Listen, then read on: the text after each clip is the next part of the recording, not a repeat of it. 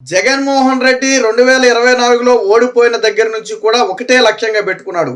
ఆంధ్రప్రదేశ్ అభివృద్ధి చెందకూడదు, ఆంధ్రప్రదేశ్కు పరిశ్రమలు రాకూడదు, ఆంధ్రప్రదేశ్లో యువతకు ఉద్యోగాలు రాకూడదు, ఆర్థికంగా రాష్ట్రం అభివృద్ధి చెందకూడదు, రాష్ట్రం సర్వనాశనం అయిపోవాలి. దాన్ని నేను నా పత్రికల ద్వారా సోషల్ మీడియా ద్వారా విష ప్రచారం చేసుకోవాలి. ఇది జగన్మోహన్ రెడ్డి లక్ష్యం. దీనికోసం ఉన్నది లేనిది అన్నీ కల్పించి తన అవినీతి పత్రిక అయినటువంటి సాక్షిలో కథనాలు రాయడం మొదలుపెట్టాడు. 2019 నుంచి 2024 వరకు రాష్ట్రానికి ఒక పరిశ్రమ రాలేదు.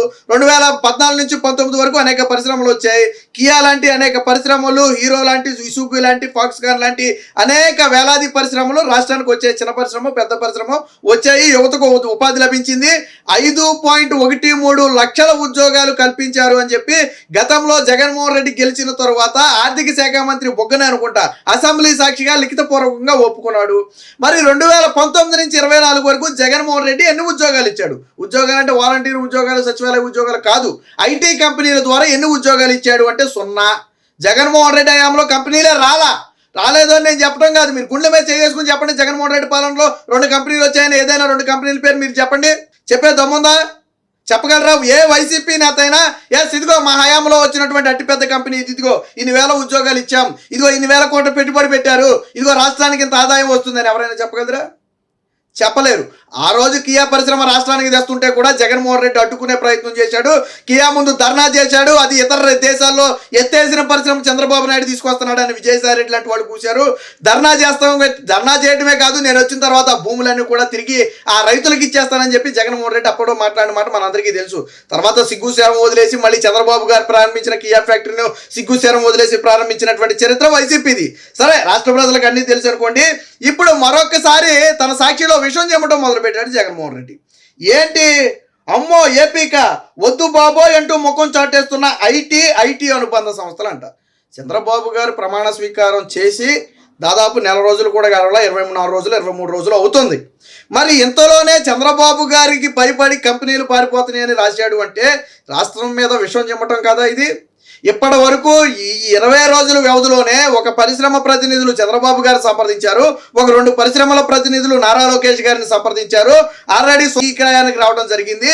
త్వరలోనే ఎంఓయూ కూడా కుదుర్చుకుంటామని చెప్పి ఆల్రెడీ ప్రకటన కూడా విడుదలైంది కదా. అంటే 20 రోజులు, నెల రోజుల వ్యవధిలోనే దాదాపు 3 కంపెనీలు ఆంధ్రప్రదేశ్కి రావడానికి ఇంట్రెస్ట్ చూపుతున్నాయని మనకు అర్థమైంది కదా. నీ 5 ఏళ్ల పాలనలో తిప్పి కొడితే 3 పరిశ్రమలు రాలేదు కదా. కానీ ఇక్కడ నెల రోజుల వ్యవధిలోనే 3 పరిశ్రమలు సిద్ధంగా ఉన్నాయి. కానీ నువ్వేం రాసావు ఇక్కడ? విశాఖ నుంచి వెళ్ళిపోయే ప్రయత్నం అంట. విశాఖకు వచ్చినట్టే వచ్చి వెళ్ళిపోయిన ప్రముఖ సంస్థ క్యాప్ జెమినీ అంట. ప్రస్తుతం నెలకొన్న ఆందోళన పరిస్థితులతో జడిసిన ఐటీ దిగ్గజమంట. రాష్ట్రంలో ఏం ఆందోళన పరిస్థితి ఉంది? పోనీ నువ్వేమన్నా బలంగా ఉంటే అమ్మ వచ్చే ఎన్నికల్లో జగన్మోహన్ రెడ్డి వస్తాడేమో, ఇప్పుడు అటు ఇటు కాకుండా మనం పెట్టుబడులు పెట్టి మధ్యలో ఇరుక్కుపోతే గతంలో ఏదైతే జాకీ పరిశ్రమను తన్ని తరిమేశాడో అలా తరిమేస్తాడేమో, ఏదైతే అమర్ రాజా బ్యాటరీస్ని తన్ని తరిమేశాడో ఆ రకంగా తరిమేస్తాడేమో, ఏదైతే లూలును తన్ని తరిమేశాడో ఆ రకంగా తన్ని తరిమేస్తాడేమో, ఏదైతే ఫ్రాంక్లిన్ టెంపుల్టన్ని తన్ని తరిమేశాడో ఆ రకంగా తరిమేస్తాడేమోనని భయం ఉండొచ్చు. నీకు ప్రతిపక్ష హోదా కూడా లేకుండా 11 సీట్లు ఇచ్చి పడుకోబెట్టారు కదా. జగన్మోహన్ రెడ్డి అనే వ్యక్తి రాజకీయంగా చచ్చిపోము. ఆ విషయం ఐటీ కంపెనీలు కూడా తెలుసు. నిన్న బాబు గారు కూడా అదే పిలుపునిచ్చారు ఢిల్లీలో. జగన్మోహన్ రెడ్డి అనే వ్యక్తి రాష్ట్రానికి రాడు, మీకు భయం వద్దు. ఆయన జీవితంలో ముఖ్యమంత్రి మళ్ళీ కాలేడు. కాబట్టి మీరు ధైర్యంగా వచ్చి పెట్టుబడులు పెట్టండి. 10 నుంచి 10 ఏళ్ల పాటు స్థిరంగా రాష్ట్రంలో ప్రభుత్వాలు ఉంటాయి, మీకు ఎటువంటి డౌట్ వద్దని చెప్పి నేను చంద్రబాబు గారు ఢిల్లీలో చెప్పడం జరిగింది. వాస్తవానికి కంపెనీలు భయపడేది ఎందుకో తెలుసా? ఇప్పుడు కూడా రావాలంటే మళ్ళీ రేపు జగన్మోహన్ రెడ్డి వస్తే ఇలాగే తరిమేస్తాడేమో మమ్మల్ని. చంద్రబాబు నాయుడు గారు ఓకే పెట్టుకోమన్నారు, బాగుంది. మేము మధ్యలో ఉండగా జగన్మోహన్ రెడ్డి వచ్చి ఆ భూములు కావాలి మాకు, మీరు వెళ్ళిపోండి అంటే ఆల్రెడీ ఇప్పుడు చెప్పినాయని జగన్మోహన్ రెడ్డి తరిమేసింది. కాబట్టి ఆ భయం ఉంది. కానీ చంద్రబాబు గారు ఒక భరోసా ఇచ్చారు. కానీ చంద్రబాబు గారు అమలు వెళ్ళిపోతుందంట. రాష్ట్రంలో ఆందోళన పరిస్థితి ఏం ఆందోళన ఉంది? సగ పథకాలు అమలు జరుగుతున్నాయి. 1వ తారీఖున ఉద్యోగుల జీతాలు వచ్చాయి, 1వ తారీఖున పింఛన్ వచ్చాయి, 3000 పింఛన్ 4000 అయింది. మెగా డిఎస్సికి నోటిఫికేషన్ సిద్ధమైంది. ఆల్రెడీ ఇతర పోస్టుల భర్తీలకు రంగం సిద్ధమవుతుంది. రేపు మాపో అన్నా క్యాంటీన్లు తెరవబోతున్నారు. నువ్వు తెచ్చిన ల్యాండ్ టైటిలింగ్ యాక్ట్ రద్దు చేశారు. కేముంది? రాష్ట్రంలో అంతా హ్యాపీగా జరుగుతుంది కదా, సాఫీగా జరుగుతుంది కదా పాలన.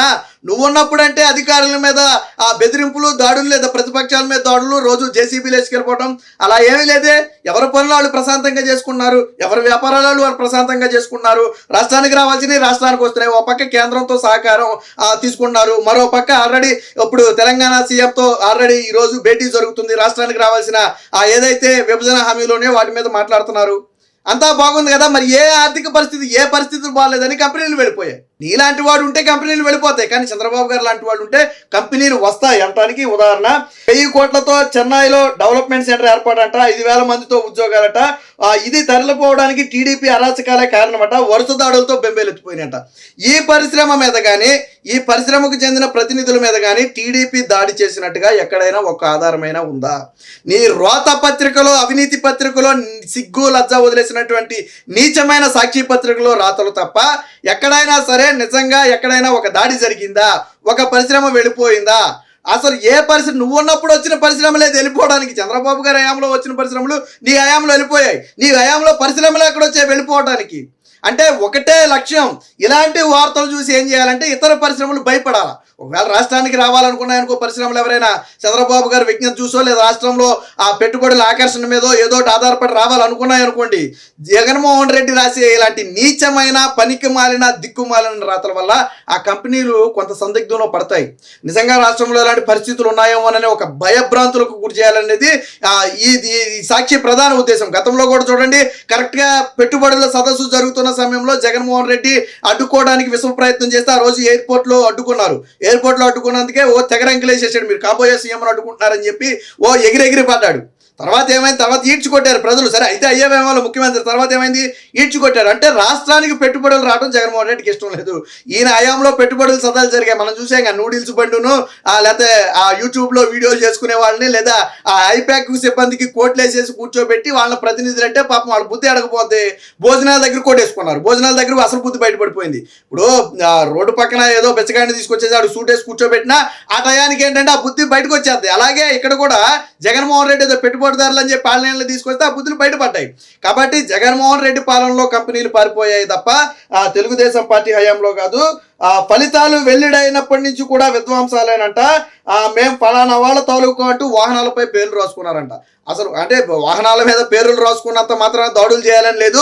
ఏ పార్టీ అభిమానం ఉన్నాడో ఆ పార్టీ సింబల్ వేసుకుంటాడు.